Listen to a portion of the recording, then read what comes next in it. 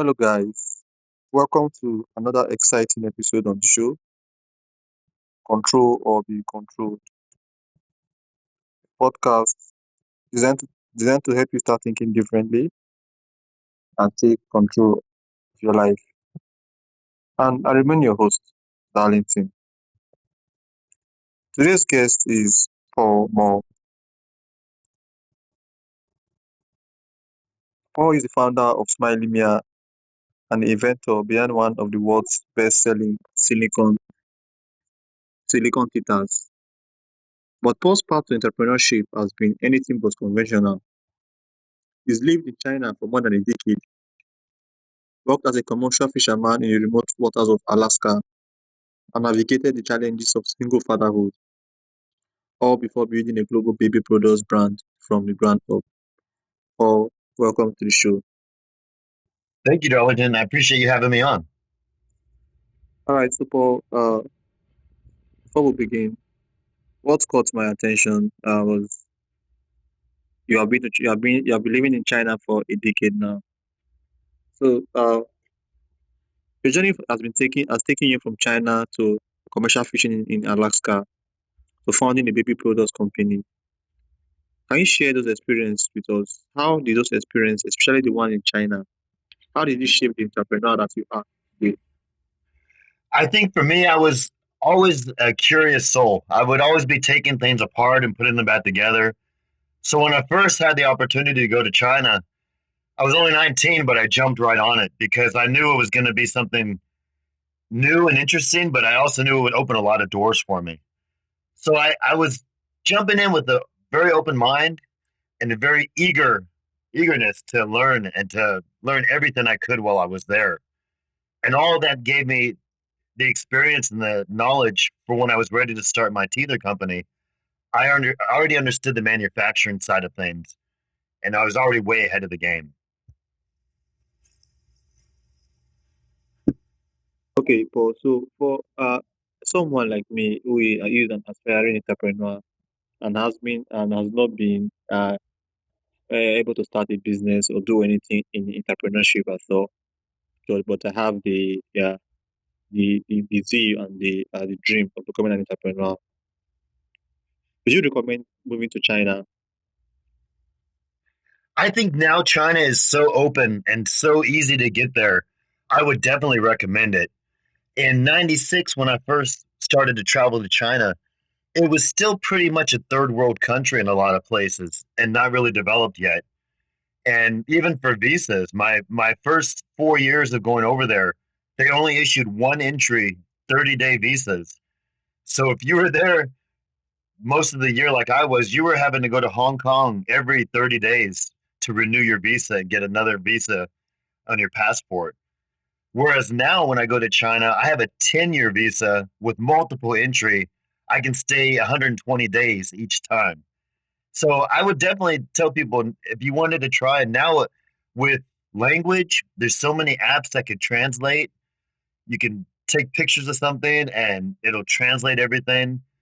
So there's so many obstacles that I had that people going over today wouldn't have.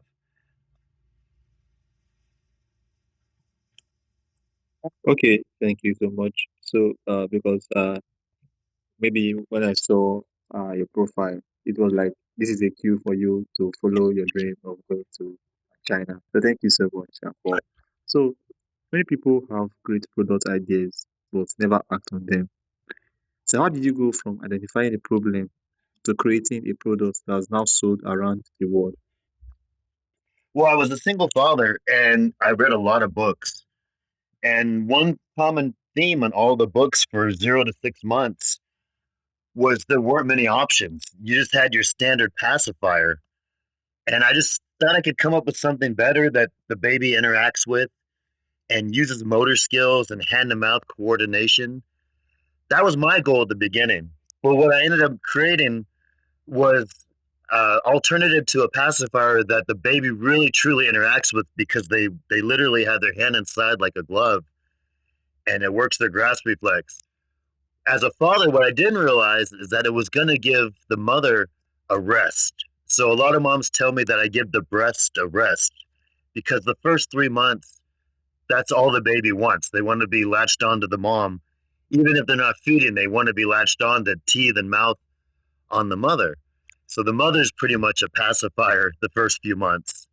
So I hear that from more than several mothers have told me that we really did give them something that lets the baby mouth and teeth without having to be latched onto the mother.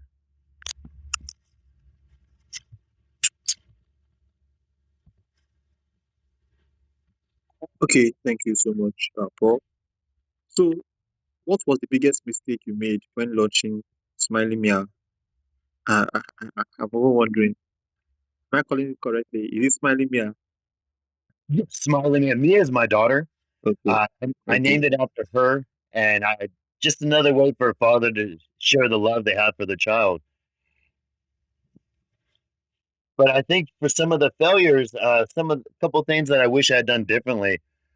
For our very first teether, we only had two on the market, and I did a big trade show in Germany that we do now. We've done it every year, but the first year we just weren't ready yet.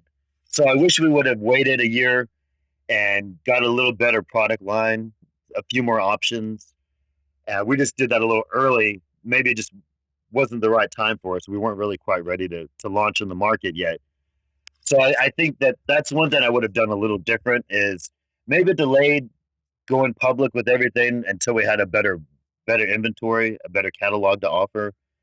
Because in this industry, it's a big part of our success is the trust of a parent.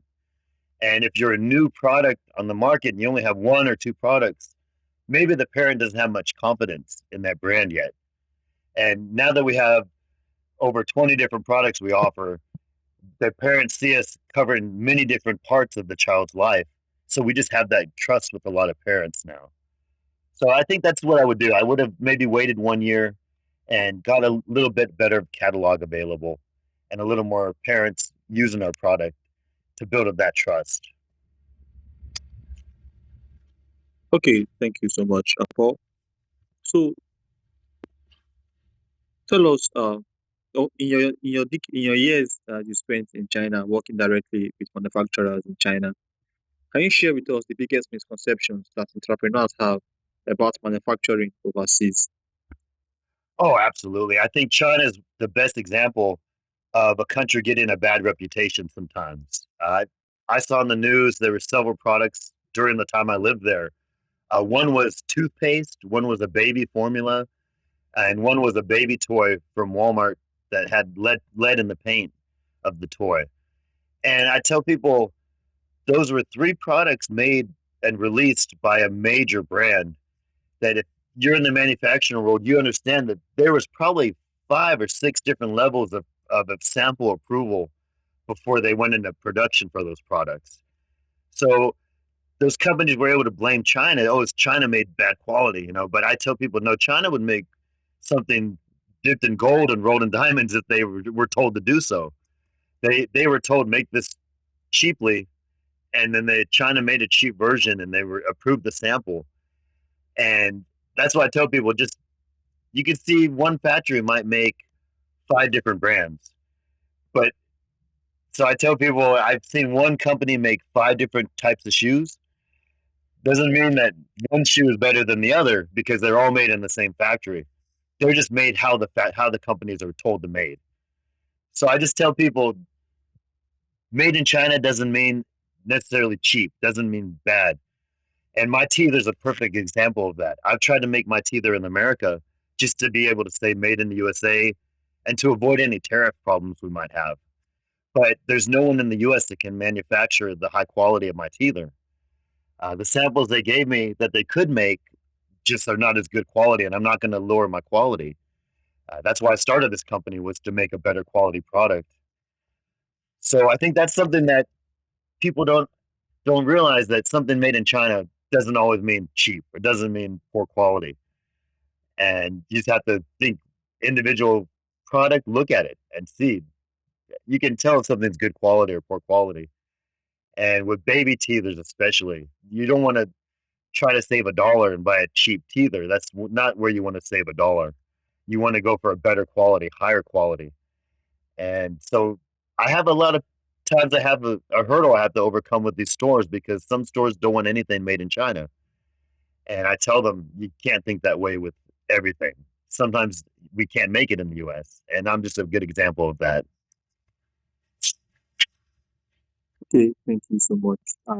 So you advise that if only for me now as an aspiring entrepreneur, if I go to China and produce something, I should not attach it made in China. Oh, you can say it is. I mean, sometimes you have to say it is. But what I would do is I would just focus more on the quality of your product. And like that's what I do. It's even though it's made in China, I address that it's made in China, but I tell them that's where I had to go to make the best quality tea that I could get. And that was my goal is to make the best. So that just happens to be where China is now. And I think a lot of people, if they see China in the news, you'll see how modern some of the cities are. I think the perception people had on China is changing.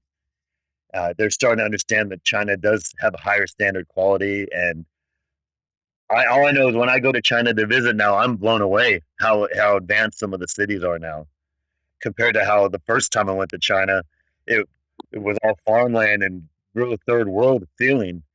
And now when I go there, it's like it's just blows my mind how advanced and how modern everything is there now. Okay, thank you so much. Because I, for myself, I do believe China they make the best products. And most of the products we are parading as some companies are parading top companies. They make them in China, and probably they come to assemble them in US and it says made in US. So I do believe honestly that China have and they use the best materials. Depending on what you want, if you want quality materials, I think you get quality materials. So And thank that's just you it. for answering my China can question. offer low and high, but they can do really high as well. Okay. So was there a moment when you genuinely thought Smily Mia might not succeed? And what kept you moving forward? I think the first 2 years I was under not a very normal situation because I was a commercial fisherman when I started this. So I was making very good revenue from that. And I was able to do this from a fishing boat. I had my computer, I had two phones, and then I had a satellite phone that I could make emergency calls on. But I would be at sea 280 days of the year fishing. So really, the first 3 or 4 years, I didn't take it more seriously like a full time job. It was more like a side hobby. And after we got a lot of attention with a couple of our teethers, I had to dedicate more and more time to Smiley Mia. But the first 2 years, honestly, I didn't make much of it because I didn't think there was going to be much coming of it. We just had a couple of ideas and we thought we'd give it a try, see how it went. And we didn't get a lot of sales, we didn't get a lot of attention. But what we were doing was we were getting our name out there more and more. So when we did have a good product we were about to launch, they already knew our name. It wasn't like we just came out of left field. They had already seen our name a couple of years in the mix. So when we had a product that really went viral for us and made a name for my brand, we weren't like coming out of nowhere. They had already seen us a little bit.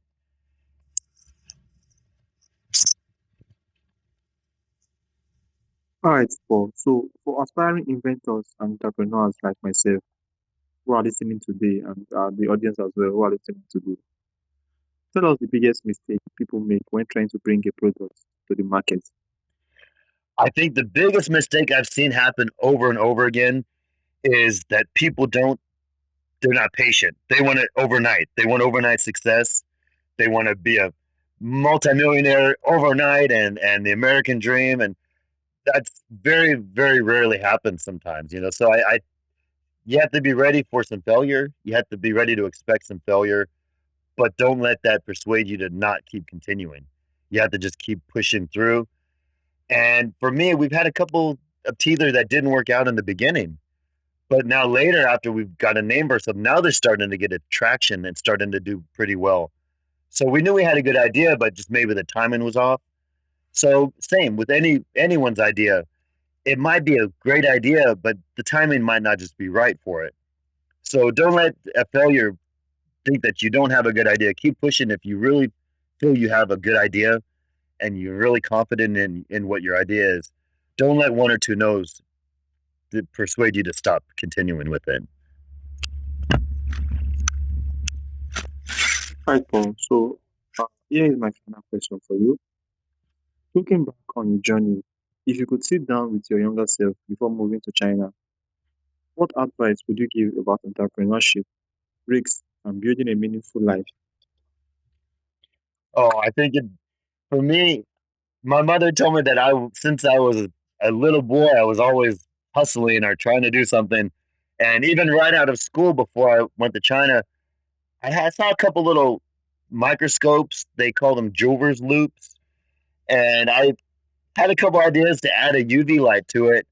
And you could use it for counterfeit currency and some other things. So I, right out of school before I went to China, I had already invented a little pocket microscope, and I'd sell them out of my car. I'd order a few thousand at a time, and it was really difficult back then. I didn't speak any Mandarin. I didn't know any connections over there. I was just going off of Google and whatever I could pull up. Whereas now today, there's so many apps that will help entrepreneurs, inventors. They'll help you from creating to getting samples made to getting patents filed for. There's just so many tools that an inventor can utilize now, and it's just such a interesting way to do it now. There's so many great ways to get an idea out there, pen to pad to actual sample in hand. So I just tell people find the right one for you, find the right channel for you. I would tell my younger self that you'll make it. You just have to keep pushing and keep trying, staying strong to your convictions. And that's what helped me. I just stayed consistent. Even if sales weren't coming in, I just kept pushing, kept driving. And I would tell my younger self, keep driving, keep going at it. You'll get there. You'll get there.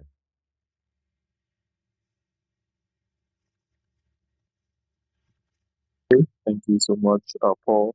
Thank you for sharing your incredible journey from commercial fishing in Alaska. By the way, we didn't really talk about your commercial fishing in Alaska. I've not been to Alaska, but I know that Alaska is a very, very cold place in America. Absolutely. So I had this idea for my teether. I just didn't have the revenue to start it. I was working in China, but my payroll wasn't provided enough to give me the money to start this. So when I was had a friend from high school that went to Alaska right out of school, and he had worked as I was in China working through all my manufacturing. He was in Alaska working his way up the ranks of the boat. So when he got the keys to the boat, he wanted a crew that he could trust, and so he brought in his best friend from school and he invited me up there. For me personally, the Deadliest Catch had just started airing, and everybody was kind of curious and very interested about Alaska. Not just the money, but the lifestyle and the beautiful scenery up there and the lifestyle. So when I had the opportunity, I knew it was rare. There's not very many fishermen in the world, commercial fishermen, and I knew it would be interesting to add to my resume. But I didn't realize the money that we would make, and it was just very, very good money. But we earn it. You're out there, and there's no other job that's called the deadliest job in the world. So we are really at risk. Every year, I would lose somebody that I worked with would pass away, unfortunately. And so it was a risk job, a dangerous job, but it also gave me that passion to get out of that. I knew I had to find something that I could do because you couldn't fish forever, and I didn't want to have to do a job that's the deadliest job. So it did. I used all my revenue from fishing, and I used all the experience of when you're a fisherman, you have so many different responsibilities because you're out at sea. If something breaks, you have to fix it there. You can't go to the store. You can't, go to your neighbor and borrow a tool. You have to be able to fix it with what you have on hand. So I think that really helped me to be prepared. Always be prepared to fix whatever problem might occur. You just have to really plan ahead of what could possibly go wrong and what do I need to fix anything that could go wrong. So I think that helped me a lot for when I was making this company. It helped me just to be manage my time, to be motivated, and to manage myself. Self management is really big in the commercial fisherman. I think all that added with my manufacturing history in China, I think all that combined just helped prepare me for where I am now. Paul, thank you so much. The story is a reminder that success isn't usually a straight line. It's built through resilience, curiosity, learning from failure, and having the courage to solve real problems. So, for those that would like to learn more about you, learn more about Smily Mia and your resources and your work, how can they do that? You can see our website is www.smiley, and that's Smiley without an E. So it's SMILYMIA.com. And on there, we try to have a really attractive website, but you can also see some videos of me in the factory. You can see some videos of me at all the labs because I go over there myself to do all the testing just to make sure that we're getting actual true tests done and not just being tricked by some company over there. So they know I'm a very active owner. They said not many owners go over there to oversee this type of thing, but with my history in China, I just knew I needed to do that. So you can see some really great things on our site there, and then all of our products available as well. Okay, thank you so much for once again. Thanks to all my audience for taking out your time to be here.